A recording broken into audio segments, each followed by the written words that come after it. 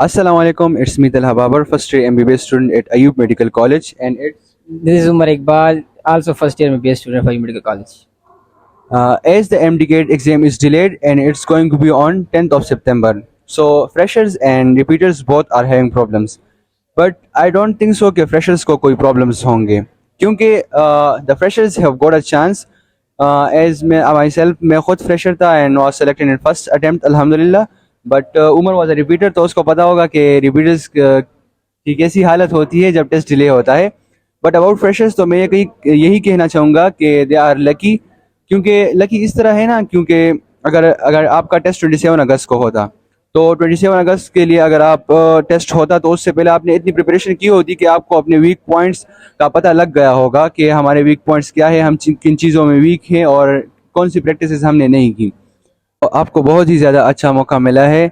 आप उन चीज़ों पर फोकस करें जो आपकी वीक पॉइंट्स हैं, उन पर फोकस करें. And it's a blessing for the freshers. उनको बिल्कुल तंग नहीं होना चाहिए क्योंकि यही टाइम है. आप ये सोचें ना कि इस टाइम में अगर हम यूटिलाइज करेंगे ना तो फिर उसके बाद आपके मज़े हैं. मेडिकल कॉलेज में आने के बाद फिर और भी पढ़ना होगा इंशाल्लाह. And now Umar will tell you कि रिपीटर्स की किस तरह हालत होती है and how they are feeling अगर टेस्ट डिले हो जाता है. Because I haven't gone through this stage और ना अल्लाह कभी गुजारे. आमीन सुम्मा आमीन. जब टेस्ट डिले हो जाता है ना तो स्पेशली अगर हम बात करें इम्प्रूवर्स की, रिपीटर्स की, तो वो बहुत ज़्यादा मतलब डिसहर्ट हो जाते हैं, वो डीमोटिवेटेड हो जाते हैं, पढ़ाई सही से नहीं कर सकते थे. फिर उसके बाद जब मैं इस तरह होता था तो मैं मेडिकल कॉलेज की वीडियोस देखता था. उसके बाद तो मैं बहुत ज़्यादा मोटिवेट होता था उसके बाद, और जज्बा आ जाता था, अगेन मैं पढ़ाई स्टार्ट करता था. एंड मैं ये भी सोचता था कि यार अगर मैंने जब पूरा साल मैंने पढ़ा है और अगर मैं जो 2-3 हफ्ते इसमें ना पढ़ूँ तो मेरा इस एक साल ज़ाया करने का क्या फ़ायदा है. फिर ऐसे मैं अपने आप को मोटिवेट करता था. मैं मेडिकल कॉलेज की वीडियोस देखता था और एक साल जो मैंने वेस्ट किया है मैं उसके बारे में सोचता था. तो मेरे अंदर फिर फीलिंग्स आती थी और मैं खुद बहुत मोटिवेट हो जाता था उस time.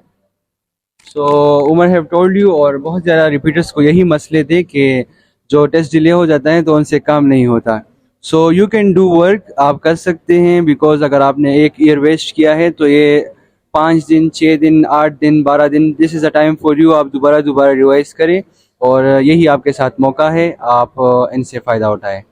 Now the other thing is that how to maintain consistency.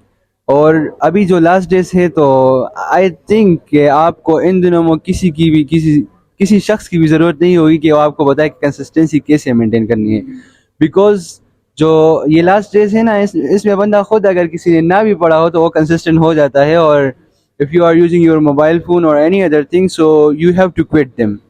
और उनको क्विट करना भी चाहिए बिकॉज अगर कोई भी न्यूज़ आएगी अभी या कोई भी अगर कुछ भी आएगा so you would know about them. अगर एयरवाई न्यूज़, अगर टीवी है आपके घर में, उसके ज़रिए से पता चलेगा. आपके पेरेंट्स होंगे, आपके सिबलिंग्स होंगे. So you don't need to use your mobile now. और सब ने बहुत ज़्यादा पढ़ा होगा तो अभी आपको किसी मोबाइल की ज़रूरत नहीं है. और यू क्विट देम और जो चीज़ें आपने पढ़ी है उनको रिवाइज करें दोबारा क्योंकि रिवीजन ही मेन इंपॉर्टेंट थिंग है. About 80 to 90% of your test is based on your revision और रिवीजन के बेस पे ही क्लियर होता है. Now about the study time table. तो स्टडी टाइम टेबल भी एक स्टूडेंट खुद ही डिसाइड करता है.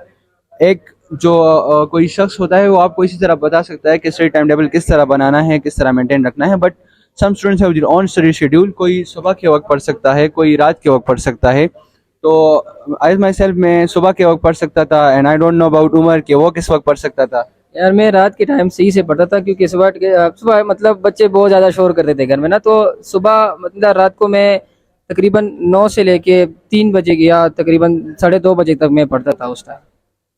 सो इसी तरह है. एंड अबाउट द सब्जेक्ट्स कि उनको किस तरह डिवाइड करें.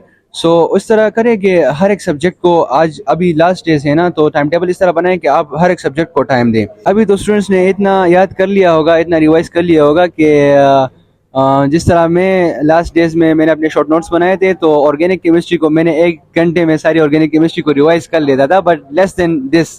तो इस तरह आपकी भी हालत हो गया इंशाल्लाह, आई कैन गेस्ट. और अल्लाह करे इसी तरह ही हालत हो आपकी. सो उसके मुताबिक अपना शेड्यूल बनाएं, तीनों सब्जेक्ट्स को कवर करें. अगर if you haven't done your English, जो कि बहुत ज़्यादा लोगों को प्रॉब्लम है, तो उसको 1 घंटा या हाफ आवर ज़रूर दे. मैंने खुद English, chemical English grammar bye sir Salman Waheed से की थी एंड आई डोंट नो कि उमर ने किधर से की. اور ایکچولی میں نے خود انگلش سر نصیر آباد سے کی تھی، جو کہ میرے پاس ایک ڈرائیو ہے، اس کے پیڈ لیکچر میرے پاس ہے، تو اگر کوئی اسٹوڈنٹ لینا چاہتا ہے تو مجھ سے لے سکتا ہے. اور اس کے ساتھ اگر ہم بات کریں لاجیکل ریزننگ کی تو وہ بھی بہت امپورٹنٹ ہے. 4 MCQs آتے ہیں اس سے، یا تو وہ، لیکن اس کا مطلب یہ نہیں ہے کہ 4 MCQs امپورٹنٹ نہیں ہے. ایک MCQ مطلب 0.25 ایگریگیٹ ہے، تو اس سے آپ اچھی میڈیکل کالج سے رہ جاتے ہیں. تو آپ اس کی بھی اچھی سی پڑھائی کریں.